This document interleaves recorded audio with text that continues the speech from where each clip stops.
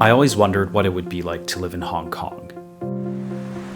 It's the city that my parents and grandparents once called home. It's been the transit point for countless Chinese immigrants moving between the mainland and their final destination overseas.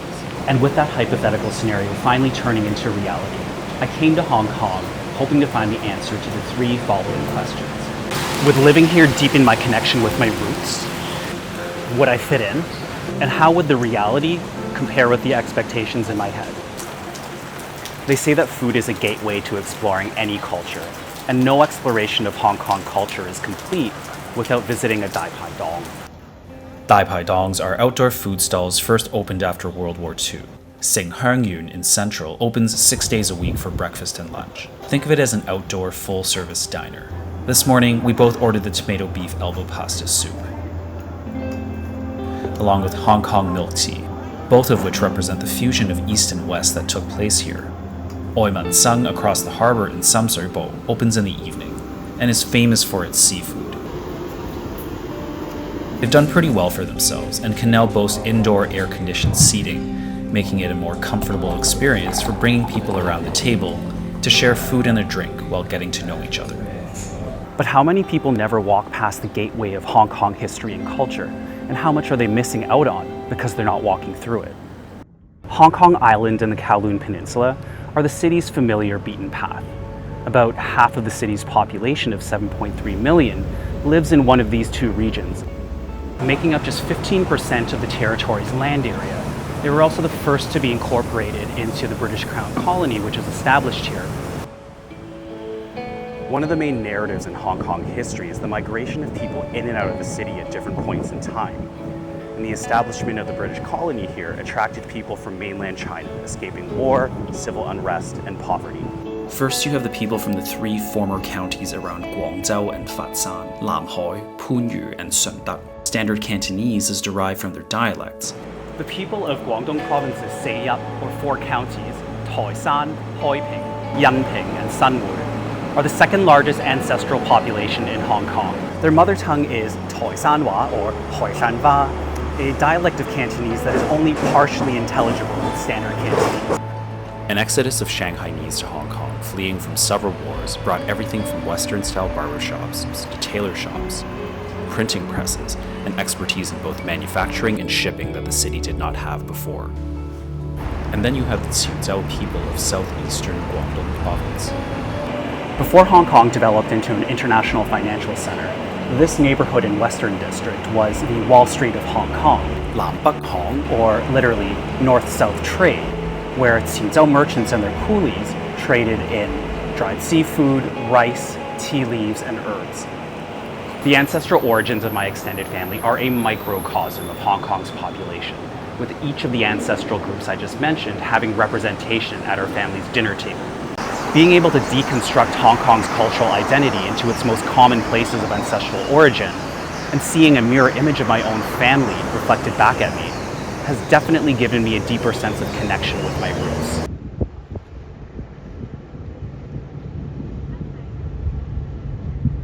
So on to the second question that I brought with me on the plane from Toronto. Do I fit in with Hong Kong society? Having a sense of connection with or appreciation for my roots doesn't necessarily translate into fitting into modern-day Hong Kong society. There is no narrative about overseas-born Chinese kids like me being returning sons and daughters. What we are to most people are just expats with a Chinese face.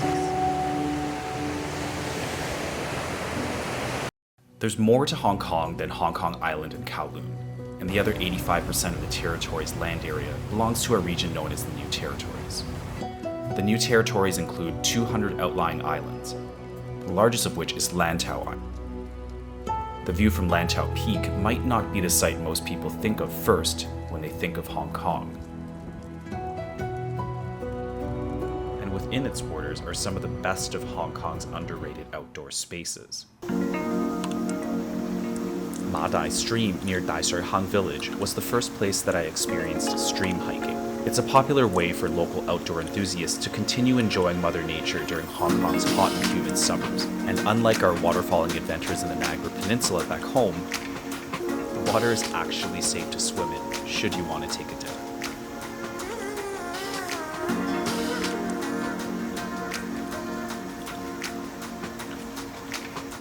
Saigon Country Park is home to some of the city's best hiking and its most pristine beaches.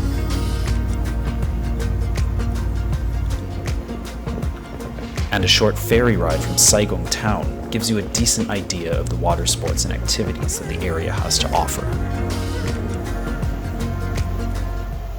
The new territories are also home to half of Hong Kong's population, most of which live in urban areas known as new towns, and were established to accommodate the city's booming population. If the new towns of the new territories are unfamiliar places to my parents because they hadn't been established when they lived in Hong Kong, then these indigenous villages are an entirely different world. This Tin Hau temple in Gum Tin was built by people of Bunde or Cantonese descent, who could trace their lineage in Hong Kong as far back as the 11th century. Gat Hing Wai is infamous for being the last walled village to fall to the British during the Six-Day War in 1899. Meanwhile, these villages near Fan Lang were built by indigenous peoples of Hakka descent, who arrived in Hong Kong in the 16th century. These walls were built as fortifications to protect villagers from bandits, pirates, and even rival clans. You see, the Bunde and the Hakka have a history of not getting along.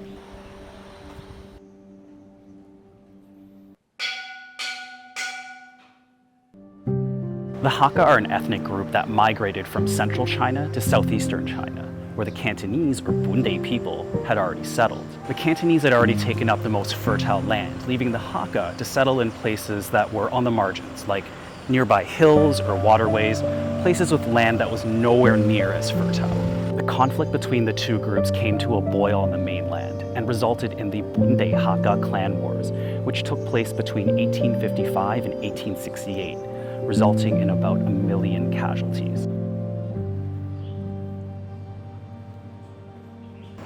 It would be fair to say that the same dynamic existed between the two groups in the new territories.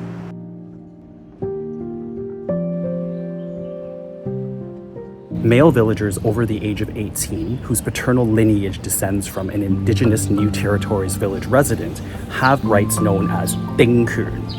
This allows them to build a house in their village up to 2,100 square feet in size, which is palatial by Hong Kong standards. Reflecting on the history between the Bunde and the Hakka reminds me that the dynamics between old-comers and newcomers, in-groups and out-groups, are a recurring theme in Hong Kong's history, and my experience of not fitting in is nothing new. At least in my case, my experience hasn't nearly been as violent.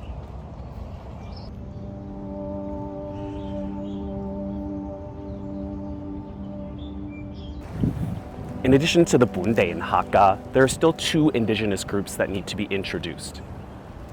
And in order to do that, I need to turn your attention to the seas and harbors around Hong Kong. The first group is the Hoklo people, or the Fok Lo Yang. Hoklo people in Hong Kong trace their origins to speakers of a very specific dialect of Hokkien Chinese. Natives of an enclave of river-faring people, not from Fujian province, where the Hokkien dialect is from, but from Guangdong province, sandwiched between communities of mostly Qiuzhou and Cantonese speakers. 2 districts collectively known as Hoi Lok Fong. Most of their history was passed down orally, so it's hard to find very much public information on their history in Hong Kong. We know that they lived a good portion of their lives on the seas, given that many made a living as fishermen. However, the most visible legacy of the Hoklo are the many temples dedicated to deities in Hoklo folk religion, who are commonly referred to as Dai Wang Ye, including this one in Yunzhou Zai.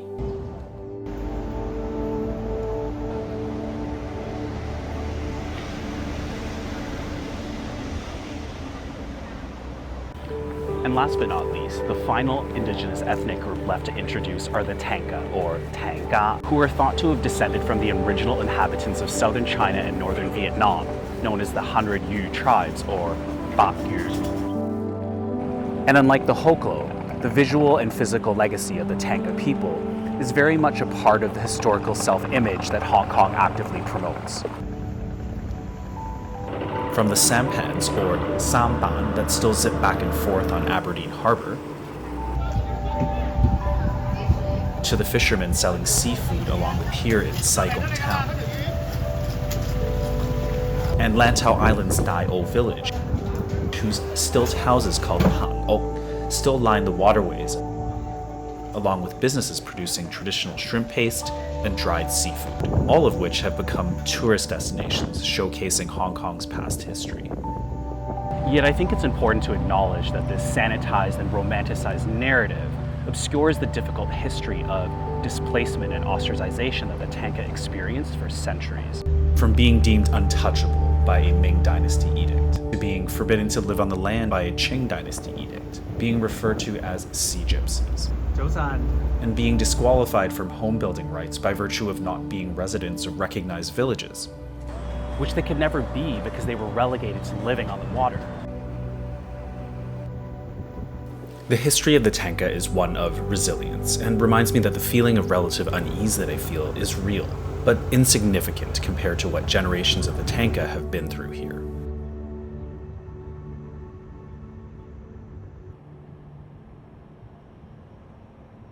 And there's one more question that I had hoped to get the answer to, which is, how would actually living here on a daily basis compare with the expectations in my head? Now that I've finally had the chance to live in Hong Kong, I truly understand what people mean when they say that there is a big difference between visiting and living somewhere. Living in Hong Kong at some point in my life seemed inevitable, given my lifelong interest in exploring the city, and in many ways, it has made me feel closer to my roots. It's just that that sense of connection is inseparable from the sadness I feel from the accelerating pace of change in the city, which is erasing the remaining traces of its past. But to be honest, there are times when I struggle to feel the spirit of Lion Rock, even though I'm living right under it. On Hong Kong Island, there are masonry walls like this one, which were commissioned by the British and built by Hakka stonemasons to stabilize hillsides and maximize the amount of developable land. Onions take roots on walls when their seeds are left behind by wildlife. Roots grow through cracks in the wall, and when they find soil, they branch out. They thicken and harden, permanently taking root on walls. One day when I was on my way home, I noticed a banyan tree whose trunk and branches had been cut down and removed. It caught my eye and I thought to myself, this is the perfect metaphor for my identity in relation to my Hong Kong roots. This is where my family is from. Our roots are still here, but everything else above them has been gone for a very long time. Hong Kong is still the place where East and West meet, but what that intersection looks like is different today versus what it looked like in the past. But in spite of the speed at which Hong Kong hurtles forward, I managed to hit the jackpot when I stumbled across this historical gem. By sometime next year, this village in Cha Guo Lang will be torn down to make way for 6 high-rise residential towers. So as late as I am to the party, I am blessed to get a final glimpse at one of the last urban villages remaining in Hong Kong, and the squatter houses built by refugees who came to Hong Kong after World War II with nothing but their dreams for a better life. And that is the spark and the origin story that resonates with me. It's that source of immigrant hunger of my parents' generation, which I like to think rubbed off on me and fueled me in the pursuit of my goals and ambitions. Food isn't always just about sustenance. It's an intangible cultural heritage which can be a gateway to a deeper connection with my roots, which overlap with the history of my home country in very obvious but under-acknowledged ways. The perspective I've gained on my roots is priceless. My father's last address went from this, and to this in a matter of years, reminding me that time and tides aren't waiting for me to explore my roots either.